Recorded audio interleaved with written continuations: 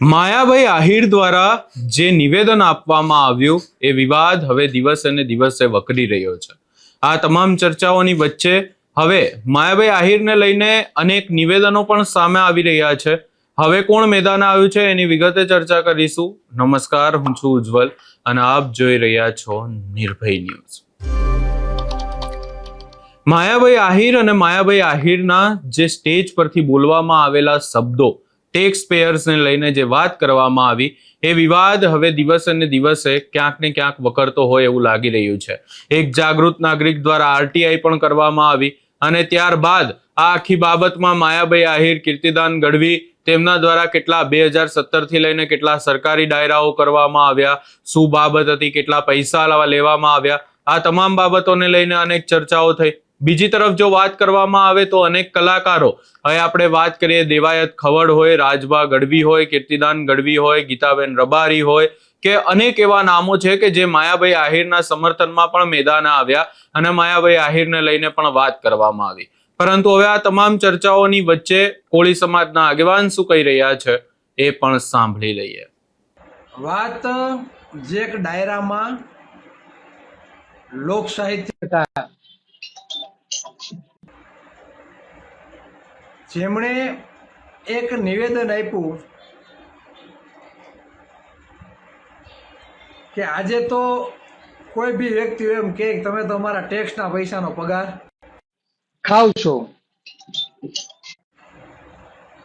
તમે તો અમારા ટેક્સના પૈસાનો પગાર ખાવ છો, પછી ભલે ને એ રેશન કાર્ડના ઘઉં ખાતા હોય, આવું એક નિવેદન આવ્યું। એટલે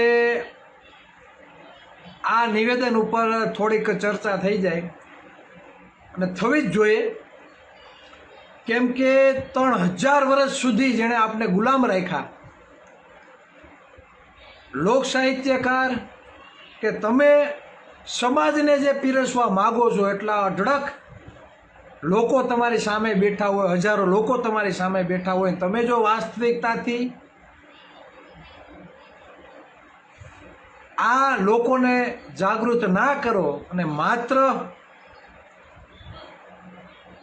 ન કહેવાની વાતો તમે કહો અને સત્ય ઢાંકવાનો તમે પ્રયત્ન કરો, તો તમારું જેવું મૂર્ખ માણસ આ દુનિયામાં બીજું કોઈ નથી। અને તમે જે નામથી મોટા થયા છો,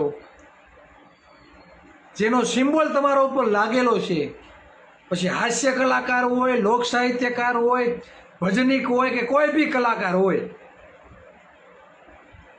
અને તમે જો સામાન્ય વ્યક્તિને, ગરીબ વ્યક્તિને તમે જો નિમ્ન કક્ષાના ગણતા હો ને મજાક ઉડાવતા હોય,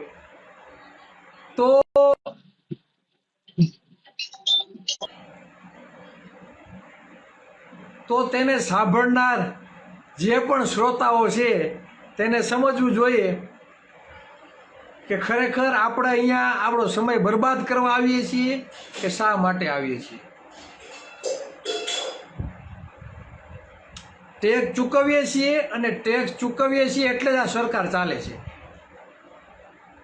કેમ કે કોઈ નેતાઓ પોતાની બાપ દાદાની જમીન વેચીને, પોતાના બાપ દાદાની મિલકતમાંથી આ એક પણ જે ગુજરાત ચલાવવાના જે કાર્યો છે ને, રોડ, રસ્તા, લાઇટ, આ કોઈ એના બાપ દાદાના ખજાનામાંથી કોઈ કરતું નથી। એ બધા લોકોના ટેક્સના પૈસાથી જ કરે છે, પોતાના બાપ દાદાની મિલકતમાંથી નહીં।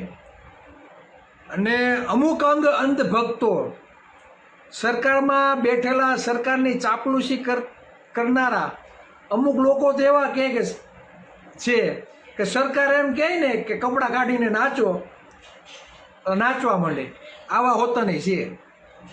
સરકાર એમ કહે ને કે કપડાં કાઢીને નાચો, બધા પગમાં ઘૂઘરા પહેરીને, તો બધા નાચવા માંડે, એવા હોતા નહીં છે।